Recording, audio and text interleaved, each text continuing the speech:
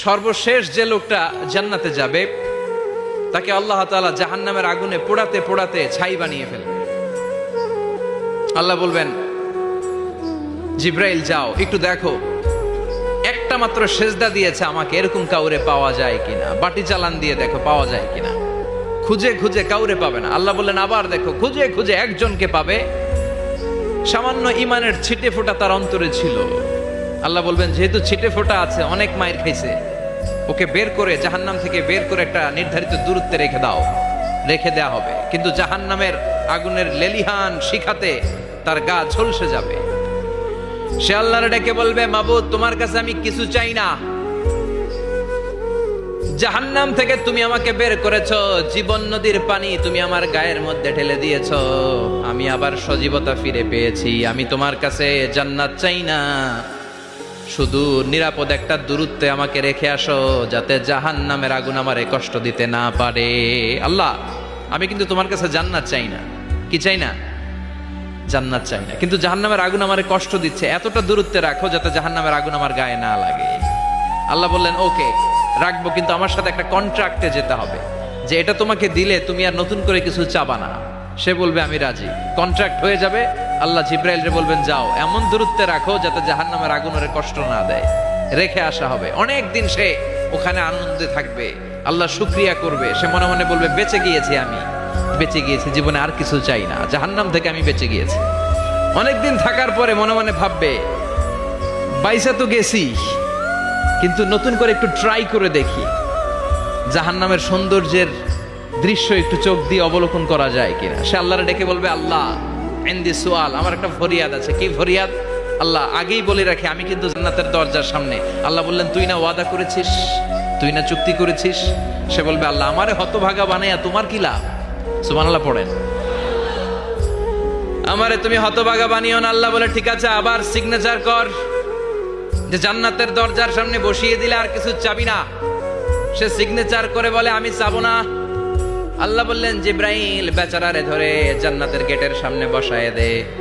এবার জান্নাতের গেটের সামনে বসে বসে জান্নাতের সৌন্দর্য দেখা শুরু করবে। সুবহানাল্লাহ। এমন সৌন্দর্য যেটা চোখ দিয়ে কেউ দেখে নাই, কান দিয়ে শোনে নাই, ওই সৌন্দর্য চোখে দেখে, কান দিয়ে আওয়াজ শুনে মাগার ভোগ করতে পারে না। অন্তরে জ্বালা আছে না নাই? এয়ার কন্ডিশনের রুমে ঢুকতে না পারলেও, এয়ার কন্ডিশনের রুমের দরজার বাইরে দাঁড়ালো, এয়ার কন্ডিশনের রুমের একটা ঠান্ডা বাতাস গায়ে লাগে না? কথা বলেন তো। ও যখন জান্নাতের দরজার সামনে দাঁড়াবে, ওর গায়েও এরকম জান্নাতের ঠান্ডা বাতাসের হিমেল ছোঁয়া গাটাকে শীতল করে দিবে। ওই শীতল হয়ে যাওয়ার পরে আর তো সহ্য হবে না, আবার আল্লাহরে ডাকবে, মনে মনে ভাববে আর একটু ট্রাই করি না, দোষ কি, আস্তে আস্তে অনেক দূর তো আগাইছি। সুবহানাল্লাহ কইবেন না? এবার আল্লাহরে বলবে, আল্লাহ ইনদি সুআল, আল্লাহ তুমি যদি কোনো বিষয়ে নতুন করে ডিসিশন নাও, তোমারে জিজ্ঞেস করার মতো কি কেউ আছে? আল্লাহ বলে, না, আমি তো সব রাজার বড় রাজা, মহারাজা, আমার উপরে তো কারো কথা চলে না। ওই হতভাগা লোকটা বলবে, আল্লাহ এত সুন্দর জান্নাত তুমি বানালাম, চোখ দিয়ে সৌন্দর্য দেখি, কান দিয়ে আওয়াজগুলো শুনি, হুর আর গেলমান হেঁটে বেড়ায়, এত সুন্দর জান্নাত চোখ দিয়ে দেখি, ঢুকতে পারি না, আমারে কষ্ট দিয়ে তোমার কি লাভ?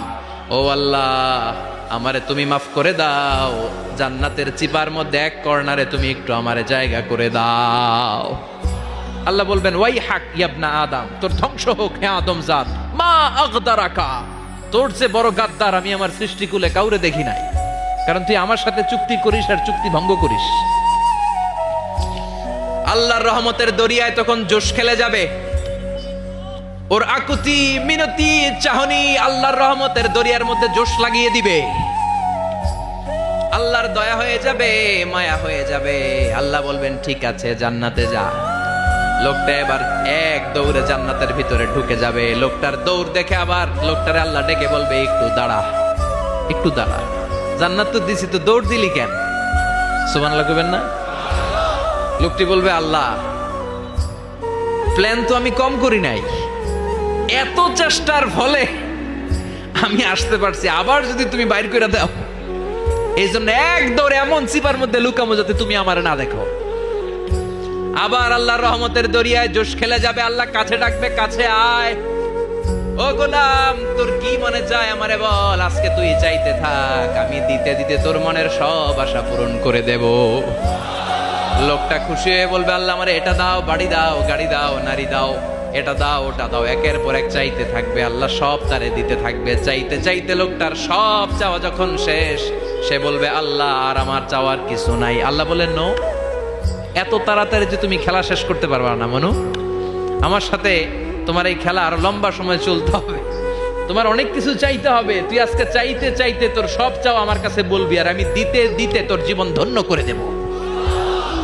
সে আবার চাইতে শুরু করবে, আল্লাহ এটা দাও, ওটা দাও, ওটা দাও, আল্লাহ দিতে দিতে সব দিবে। এরপরে বলবে, আল্লাহ মাফও চাই, দোয়াও চাই, আর চাওয়ার কিছু নাই। আল্লাহ বলবেন, তাই ঠিক আছে, তোরে আমি জান্নাতে ঢুকাই দিলাম, তবে মনে রাখিস তোর জান্নাতটা হবে সবচেয়ে ছোট জান্নাত, আর তোর জান্নাতটা হবে এই পৃথিবীর 10 গুণ। চিল্লা এখন সুবহানাল্লাহ।